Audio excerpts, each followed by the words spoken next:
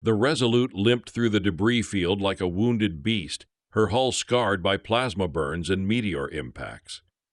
Admiral Redd gripped the worn service medal in his calloused palm, the metal warm from constant handling.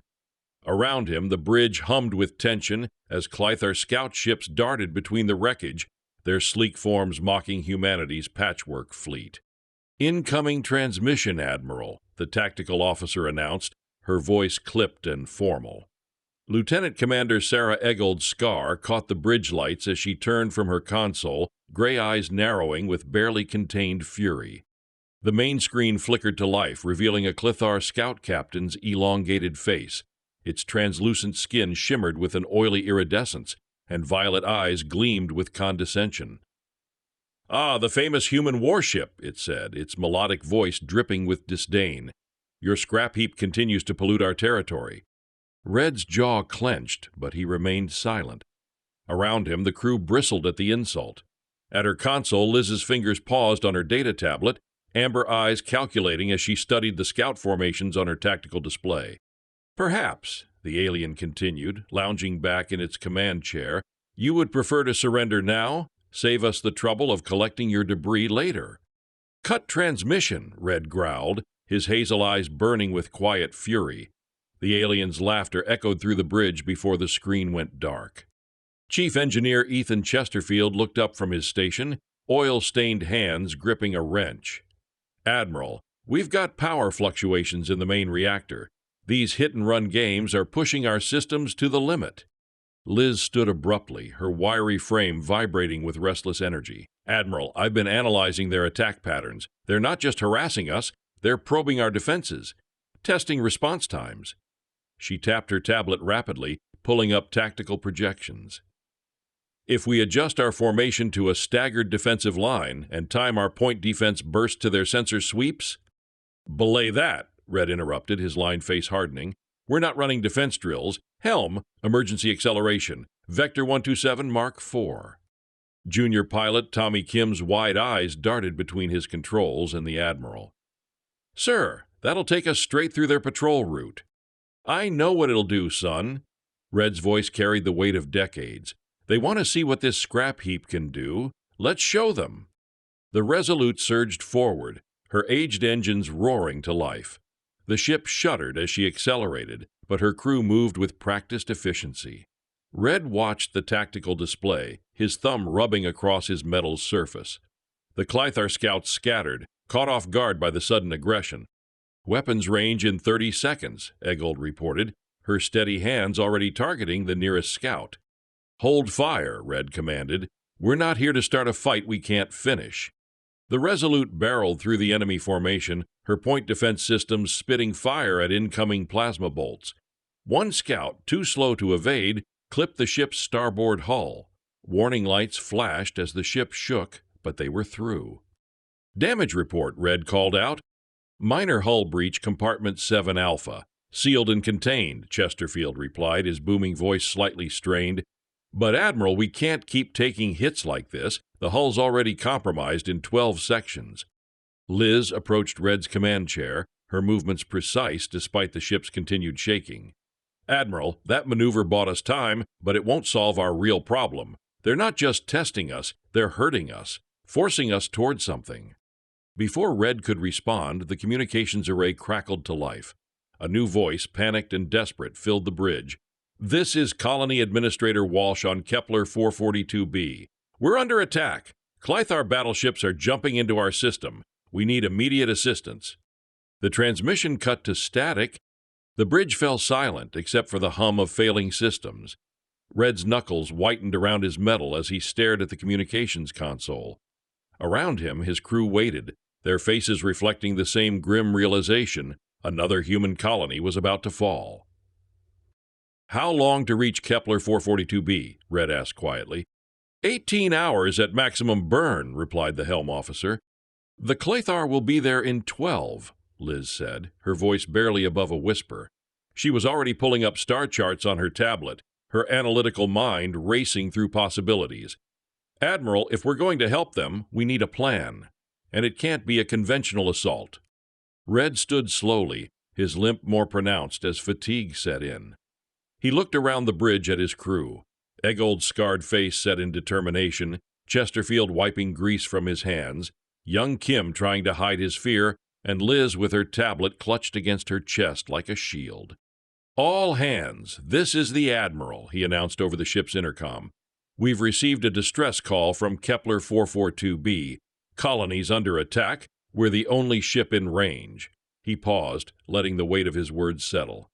"I won't lie to you. We're outnumbered, outgunned, and our ship's held together with prayers and plasma welds. But those are our people down there." He clicked off the intercom and turned to Liz. "Commander, I need options. Conventional tactics won't work against their numbers." Liz's fingers flew across her tablet, pulling up fleet compositions and tactical assessments. "Give me time to run the scenarios. There might be something, an angle they won't expect." "Time's the one thing we don't have," Redd replied, settling back into his command chair. The Resolute shuddered again as her engine strained against the void, racing toward a battle they couldn't win through conventional means. But in the depths of space, where human ingenuity had always found a way to survive against impossible odds, Liz was already beginning to see the glimmer of an idea, one that would require them to think far beyond the realm of traditional warfare. The Resolute's war room had seen better days. Scorch marks from an electrical fire 2 months prior still stained the bulkheads, and the holographic projector flickered intermittently, casting ghostly shadows across the cramped space. Redd sat at the head of the scarred metal table, his weathered face illuminated by the pale blue glow of tactical displays. Around him, his senior staff gathered in the dim light, their faces grim with the weight of impending battle. "Play it again," Redd commanded, his voice rough from too many years of breathing recycled air and shouting orders over the din of combat. The colony's message filled the room once more, Administrator Walsh's voice cracking with desperation. "This is Colony Administrator Walsh on Kepler 442b. We're under attack! Klythar battleships, 3, no 4, jumping into our system. Our orbital platforms are gone. They're demanding surrender, but we've seen what happens to colonies that give up. Please, if anyone receives this, we have 40,000 civilians here, including children. We need immediate assistance. Our ground-based defenses won't hold for more than 6 hours." The message dissolved into static, then repeated.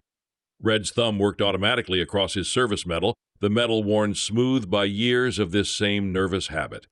Liz sat to his right, her data tablet propped against a stack of technical manuals. Her short-cropped dark hair caught the light as she looked up from her calculations, amber eyes reflecting the tactical displays. "I've run the numbers 17 different ways, Admiral. The Klythar armada consists of at least 4 heavy cruisers and a dozen escort vessels. Our intelligence suggests they're using this as a demonstration, showing other colonies what resistance means." Lieutenant Commander Eggold leaned forward, her scarred cheek twitching with suppressed anger. "Sir, with respect, we can't take on 4 cruisers. The Resolute is tough, but she's not invincible." Chief Engineer Chesterfield shifted in his seat, the metal groaning under his stocky frame. "The tactical officer's right, Admiral. We're running on backup power for half our systems. The main reactor's stable, but I wouldn't bet my life on it staying that way in a prolonged engagement." He paused, his oil-stained fingers drumming against the table. "Though I suppose we might not have a choice about that." Young pilot Kim sat quietly at the far end of the table, his wide blue eyes darting between the senior officers. His fidgeting had intensified since the briefing began, one leg bouncing incessantly under the table. "Sir," he said tentatively, "what if we don't fight them directly? What if we—" "Son," Redd interrupted, not unkindly, "save the heroics for the cockpit. This is a strategic discussion." Kim's face flushed, but he nodded and fell silent. Liz caught his eye and offered a small nod of encouragement. The young pilot's instincts weren't wrong.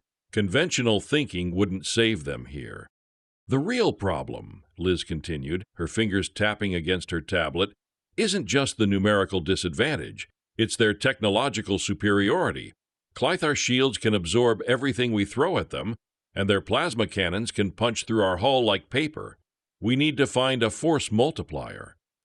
Chesterfield let out a bitter laugh. "Force multiplier? Commander, we're lucky if our weapon systems don't explode when we fire them.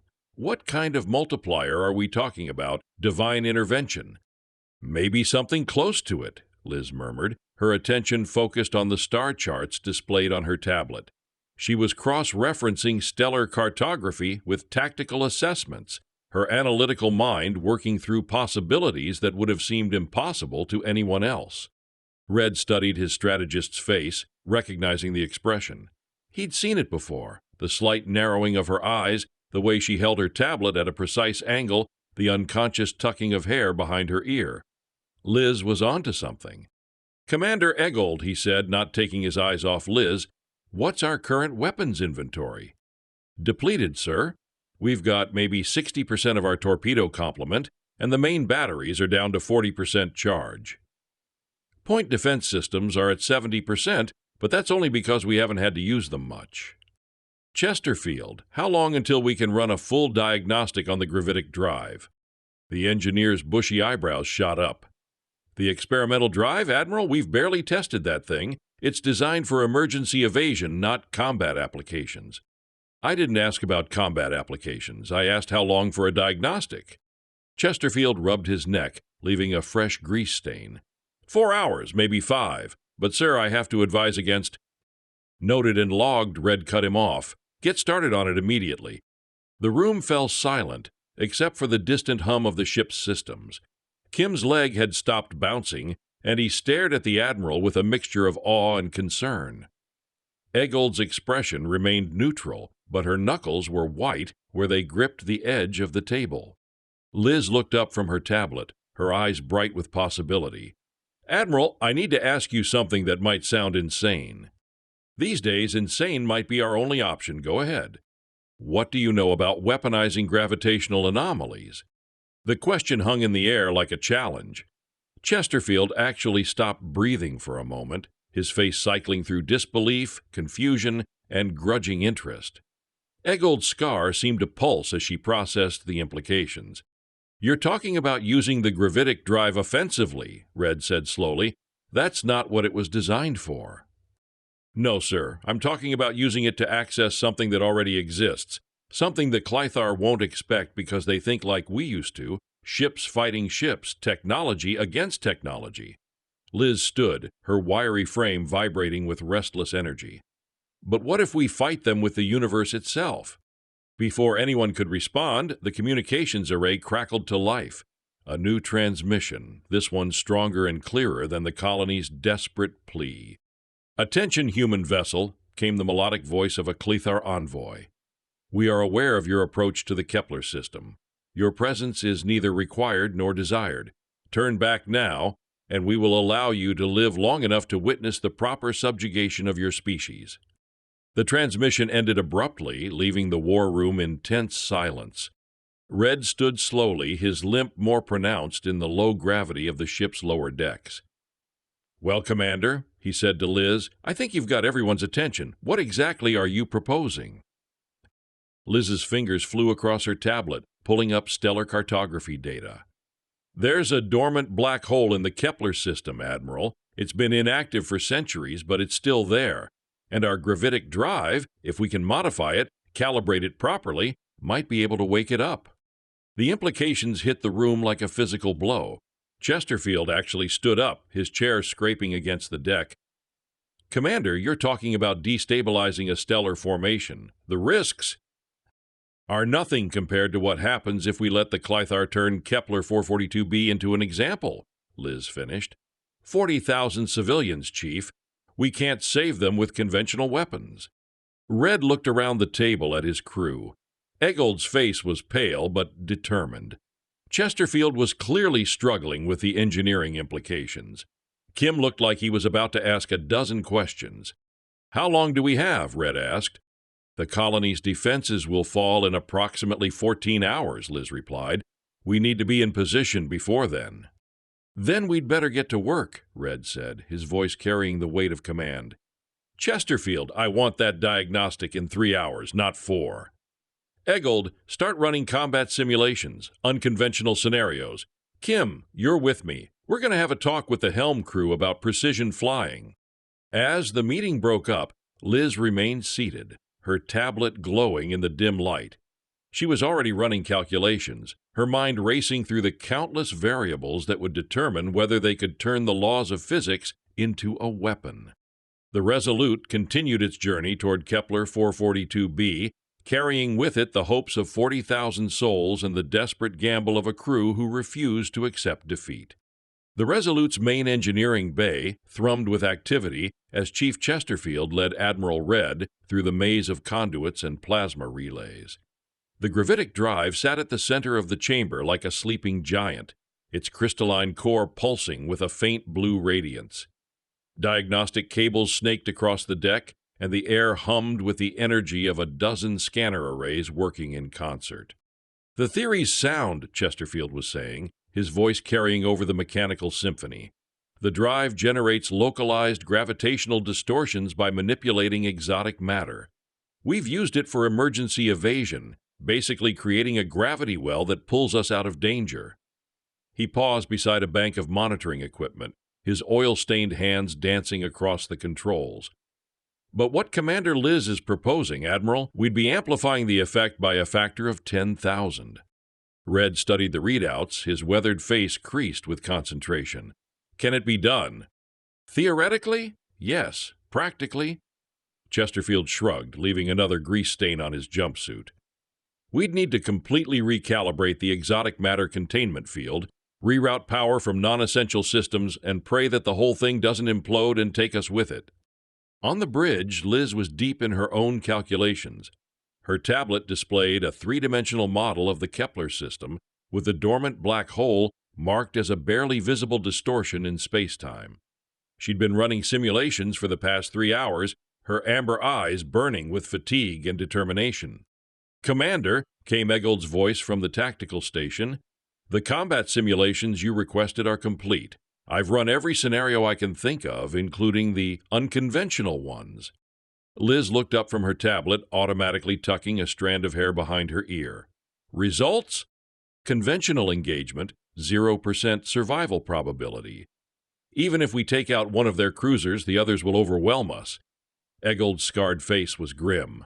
"But if your black hole plan works, if we can create a gravitational anomaly large enough to affect their fleet, the odds shift dramatically." "How dramatically?" 63% probability of mission success, assuming the drive doesn't kill us first." From his position at the helm, Pilot Kim turned in his seat. "Ma'am, I've been thinking about the approach vector. If we're going to activate the drive near the black hole, we'll need to account for gravitational interference. The ship's going to handle like a drunk asteroid." Liz nodded approvingly. "That's exactly the kind of thinking we need. What's your recommendation?"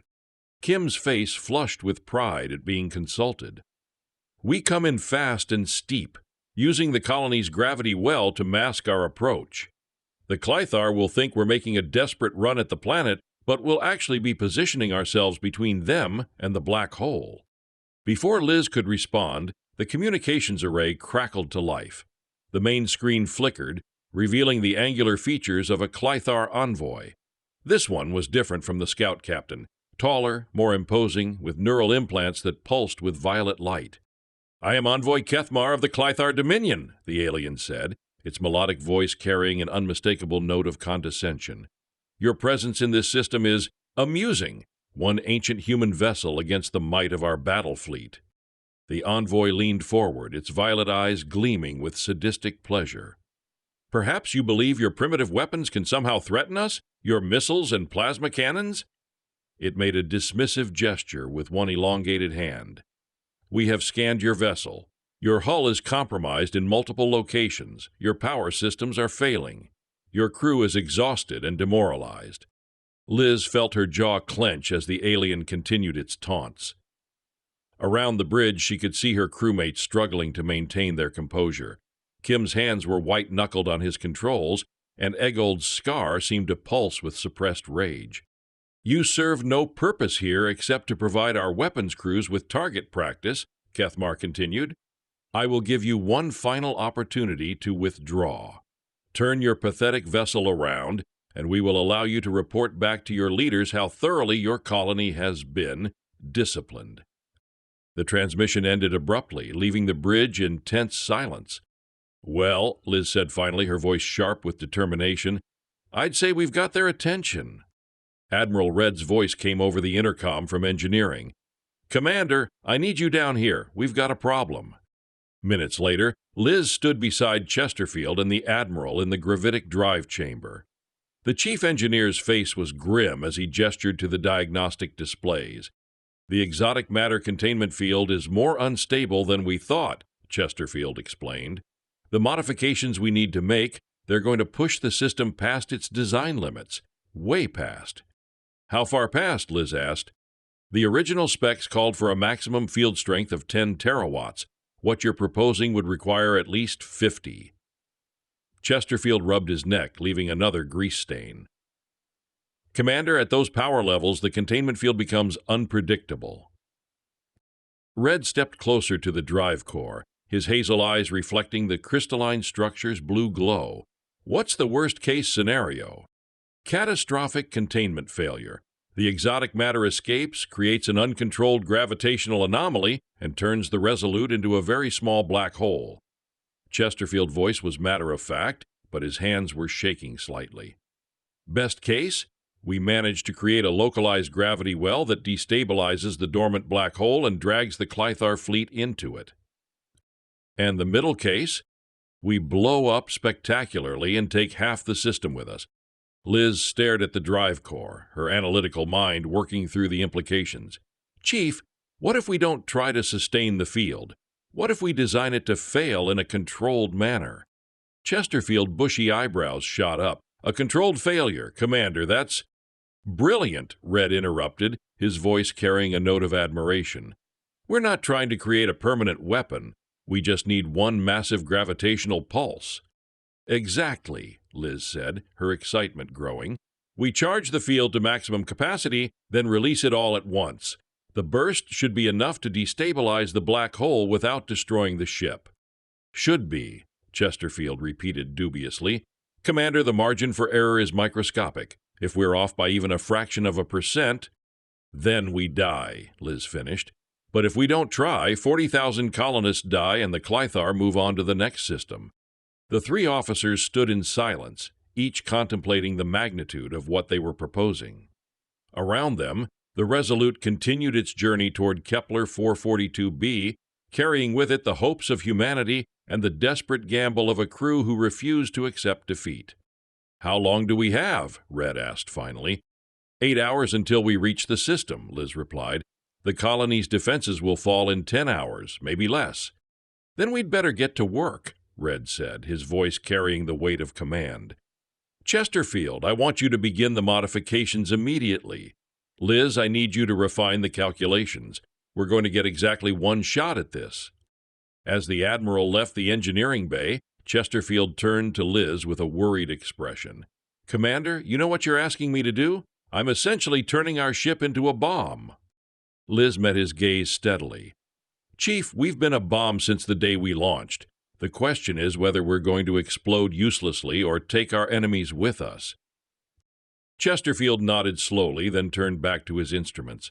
Well, when you put it that way, let's build ourselves a black hole. On the bridge, Pilot Kim was running approach simulations when the communications array crackled again. This time it was a message from the colony.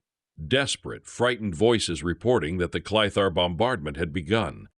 The Resolute flew on through the darkness, her crew working frantically to turn the laws of physics into a weapon. Behind them, the void seemed to hold its breath, waiting to see if human ingenuity could triumph over impossible odds. The Resolute's war room had become a hive of frantic activity. Holographic displays showed the Kepler system in painful detail. The blue-white star, the embattled colony world, and the dark smudge that marked the dormant black hole. Redd sat at the head of the table, his service medal catching the light as he turned it over in his calloused hands. The habit had become more pronounced as the weight of command pressed down on him. Colony update, he commanded, his voice hoarse from hours of briefings. Lieutenant Commander Eggold manipulated the tactical display with practiced efficiency. The orbital platforms are gone, sir. The Klythar have established a perimeter around the planet and are conducting what appears to be a systematic bombardment of military installations. Her scarred face was grim. Colonial Administrator Walsh's last transmission indicated they had maybe 4 hours before the ground-based shields fail completely. At her console, Liz was deep in calculation mode, her fingers flying across her tablet's surface. Streams of data flowed across the screen: gravitational field equations, exotic matter containment parameters, and energy distribution matrices. She'd been working for 6 straight hours, sustained by nothing but determination and recycled coffee. "The modifications are complete," Chief Chesterfield announced as he entered the war room, his jumpsuit even more oil-stained than usual. "The gravitic drive is, well, it's not exactly what the manufacturer had in mind, but it'll do what we need it to do." "Define what we need it to do," Redd said, his hazel eyes fixed on the engineer. Chesterfield activated his portable display, showing a cross-section of the modified drive system. "We've rerouted power from life support, artificial gravity, and half the ship's defensive systems. The exotic matter containment field has been reconfigured to operate at maximum capacity for approximately 30 seconds before catastrophic failure." 30 seconds, Liz repeated, looking up from her calculations. "That should be enough for the gravitational pulse." "Should be," Chesterfield emphasized. "Commander, I've run every diagnostic I can think of. The system will work once. After that, we won't have a gravitic drive. We won't have much of anything, actually." Pilot Kim, who had been quietly running approach simulations, looked up from his console. "Sir, I've been thinking about the timing. If we're going to activate the drive near the black hole, we'll need to be in exactly the right position when the pulse goes off." "How exactly right?" Redd asked. "Within 1,000 kilometers," Kim replied, his young face serious. "Any closer and we get pulled in with the Klythar. Any farther and the pulse won't be strong enough to destabilize the black hole." The implications settled over the room like a shroud. Eggold was the first to voice what everyone was thinking. "That's a suicide run." "No," Liz said firmly, her analytical mind working through the variables. "We can do this. The pulse will destabilize the black hole, create a massive gravitational distortion that drags the Klythar fleet in, and then we use our remaining engine power to escape." Chesterfield cleared his throat uncomfortably. "Commander, about that remaining engine power—" Liz's fingers paused on her tablet. "What about it?" "Well, we're rerouting so much power to the gravitic drive that the main engines will be operating at maybe 20% capacity. In a high-gravity environment near a destabilized black hole." Chesterfield trailed off, his expression saying everything. "We won't have enough power to escape," Redd finished quietly. The war room fell silent, except for the distant hum of the ship's systems. Kim stared at his console, his hands trembling slightly. Eggold's jaw was clenched so tightly that her scar seemed to pulse. Chesterfield rubbed his neck, leaving another grease stain.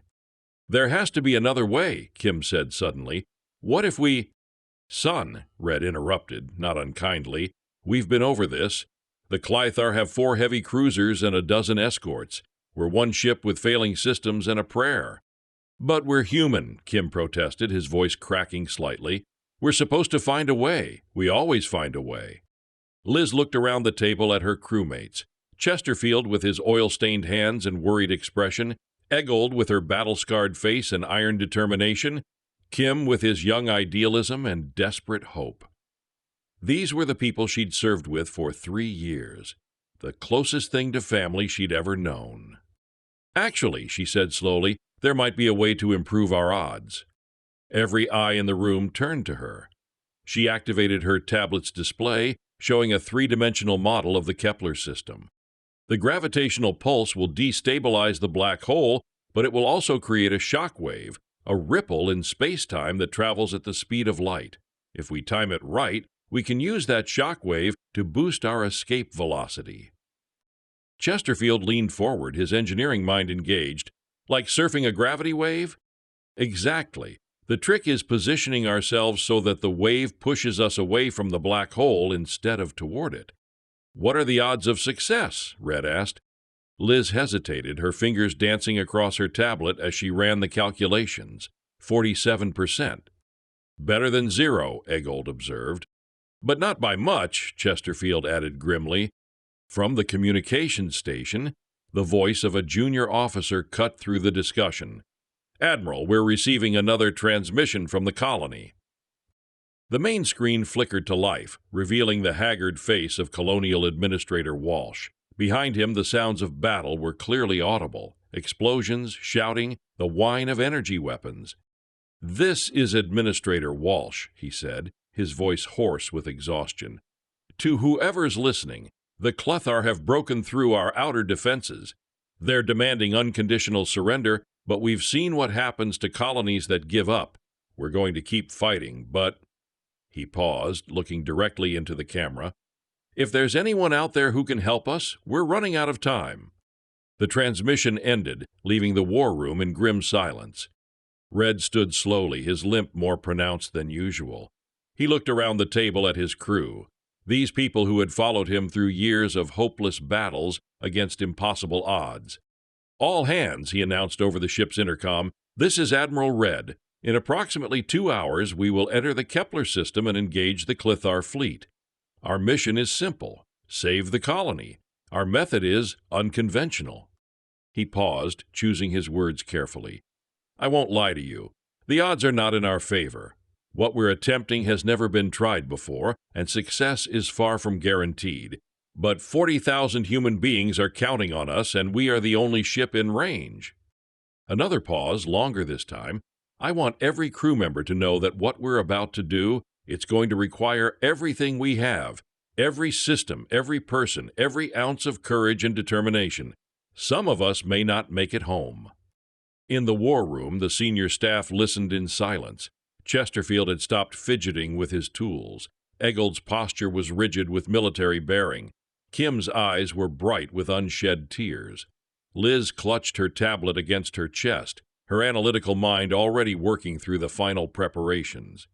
"But if we succeed," Redd continued, "we'll have shown the galaxy that humanity doesn't give up, that we don't abandon our own, that even when faced with impossible odds, we find a way to fight." He clicked off the intercom and looked around the table one final time. "Any questions?" The room remained silent. "Then let's get to work. Chesterfield, I want the drive ready for activation in 90 minutes. Eggold, prepare all weapon systems. We might need to clear a path. Kim, plot our approach vector. Liz," he paused, meeting her amber eyes, "make sure those calculations are perfect.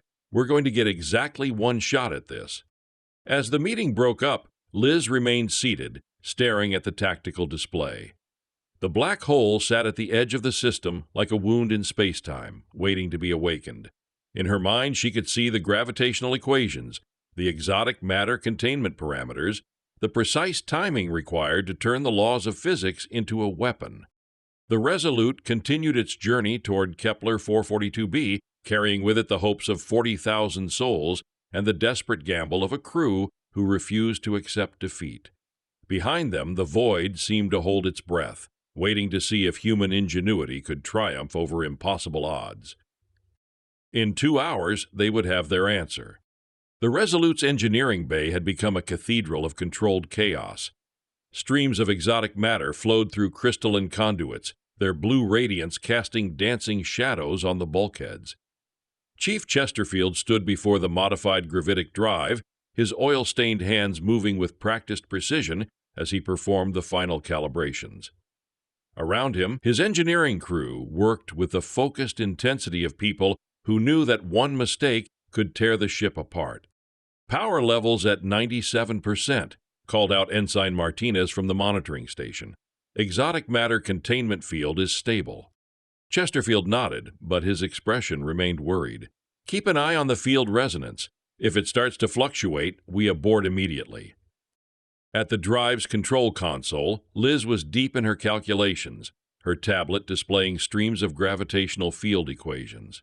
She'd been refining the targeting parameters for the past hour, her amber eyes burning with fatigue and determination. The slightest miscalculation could send the gravitational pulse in the wrong direction, potentially destabilizing the wrong parts of the system. "Commander," Chesterfield said, approaching her with obvious reluctance, "there's something else we need to discuss." Liz looked up from her tablet, automatically tucking a strand of hair behind her ear. "What is it, Chief?" The control interface for the drive, it's not something we can operate remotely. The exotic matter field requires constant adjustment during activation, real-time corrections based on gravitational feedback. Chesterfield rubbed his neck, leaving another grease stain.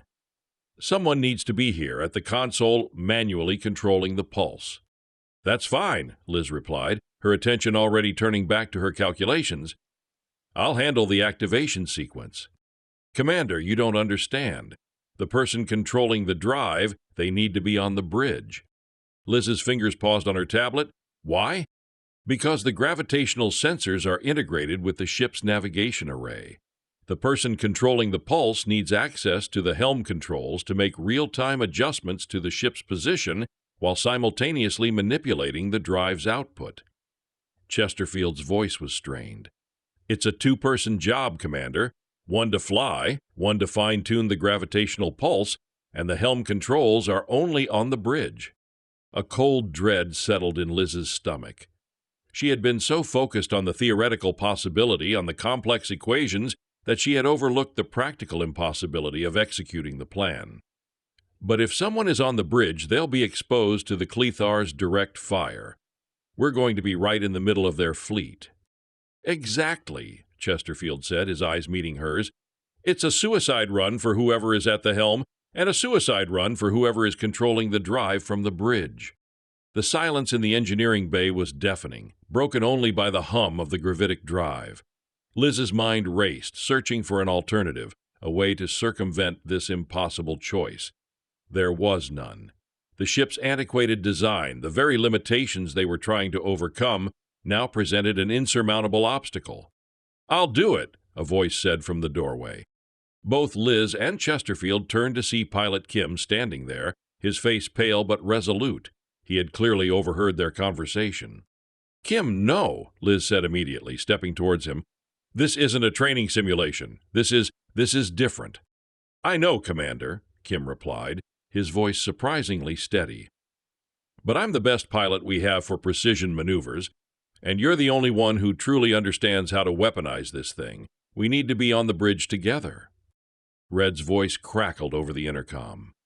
Chesterfield, Liz, status report. We're entering the Kepler system in 20 minutes. Liz looked at Kim, then at Chesterfield. The chief engineer gave a slow, reluctant nod. There was no other way.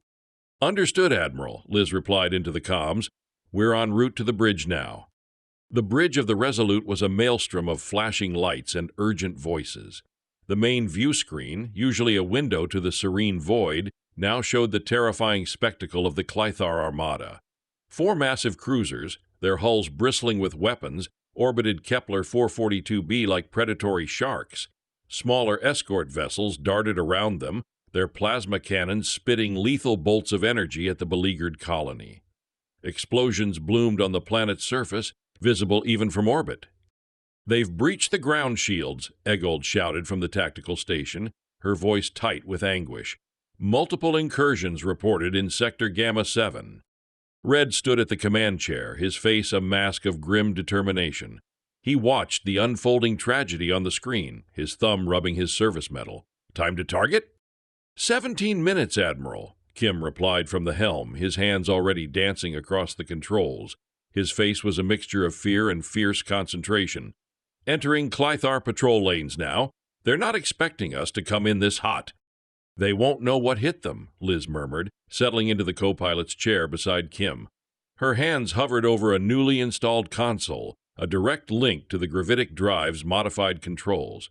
The screen glowed with complex equations and a single ominous countdown timer. Klythar escorts are turning to intercept, Eggold warned. Multiple weapon locks. Hold your course, Kim, Redd commanded. Liz, ready the drive. Ready, Admiral, Liz confirmed, her fingers already making micro-adjustments to the exotic matter flow. The console hummed under her touch, a barely contained beast straining at its leash. The Resolute plunged into the heart of the Klythar formation. Plasma bolts raked her hull, shaking the bridge violently. Warning lights flashed crimson, and the ship's internal alarms blared. Shields failing, Eggold yelled. Hull integrity at 40%. Ignore it, Redd roared. Kim, evasive maneuvers. Keep us on vector. Kim weaved the Resolute through the storm of enemy fire with a skill that belied his youth.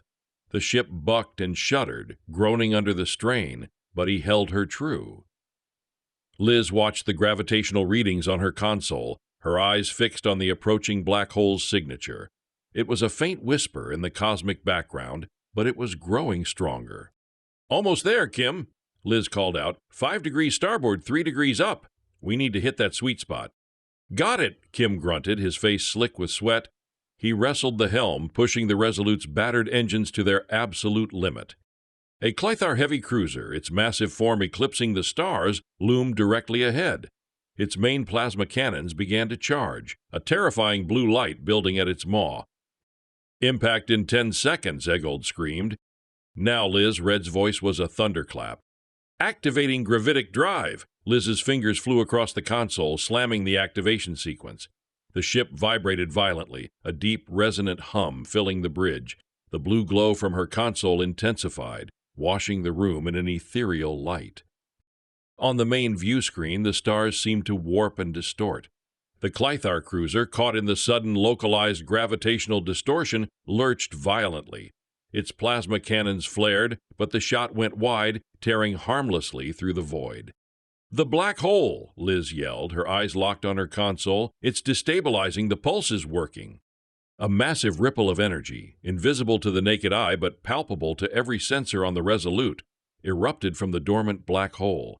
It was a gravitational shockwave, a cosmic tsunami.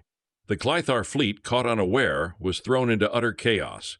Cruisers spun wildly, their internal systems screaming as their structural integrity failed.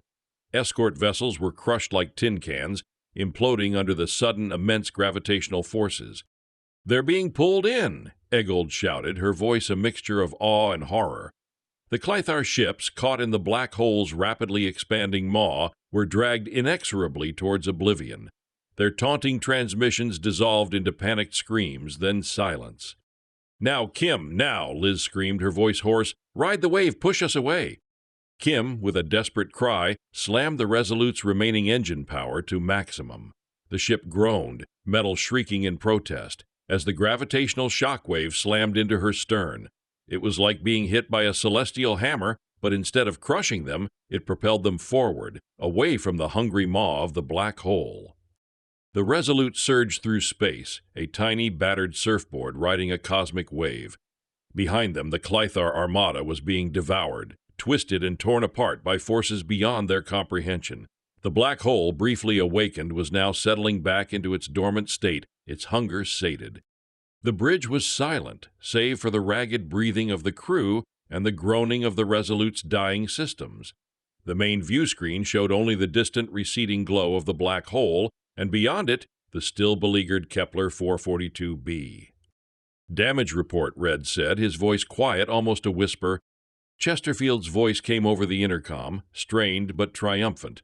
"Main engines at 5%, Admiral. Gravitic drive, gone. Hull integrity at 20%, but we're still here, sir. And the Klythar, they're gone."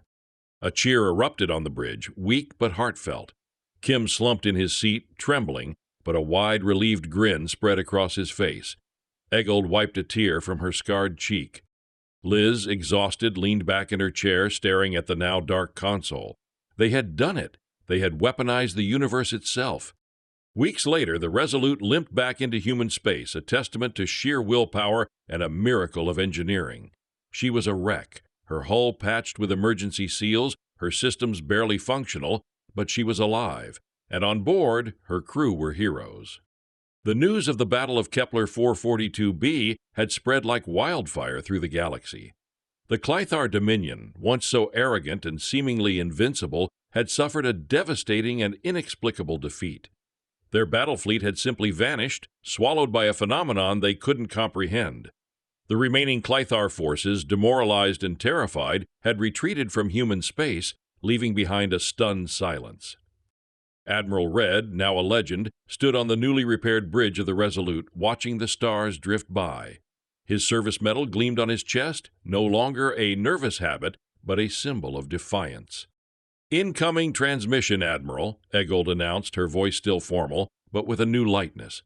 The screen flickered to life, revealing a human face, a high-ranking official from the Galactic Alliance, their eyes wide with awe. "Admiral Redd," the official began, "the Alliance thanks you. You've done what no one thought possible. You've given us hope." Redd merely nodded. He knew it wasn't just him. It was Liz's impossible calculations, Chesterfield's desperate engineering, Kim's fearless piloting, and the unwavering courage of every single crew member on the Resolute. Liz, now promoted to commander and hailed as a scientific genius, stood beside him. Her amber eyes, no longer burning with fatigue, held a quiet satisfaction. She had proven that humanity's greatest strength wasn't just its weapons, but its ability to think beyond them, to adapt, to innovate, and to wield the very fabric of reality against its foes. "What will happen to the Resolute, sir?" Kim asked, standing at the helm, a new confidence in his posture. Redd looked around the bridge at the familiar faces of his crew. "She'll be repaired, son, rebuilt, and then she'll be ready for whatever comes next." The Klythar Dominion, once a terrifying threat, was now in disarray. Their expansion halted. Other alien species who had once viewed humanity as a weak, fledgling race now looked upon them with a mixture of respect and fear. The Battle of Kepler 442b had changed everything. It had shown the galaxy that humanity, even with its scrap-heap ships and its primitive weapons, possessed an indomitable spirit and an ingenuity that could turn the very laws of the universe into its greatest defense. The Resolute, scarred but triumphant, continued her journey not just through space, but through history. She was no longer just a ship, she was a symbol of humanity's defiance, its resilience, and its terrifying potential. The war was over, not with a bang of conventional weaponry, but with the silent, terrifying roar of a star being awakened, and humanity, against all odds, had survived. The galaxy would never look at Earth's ships the same way again.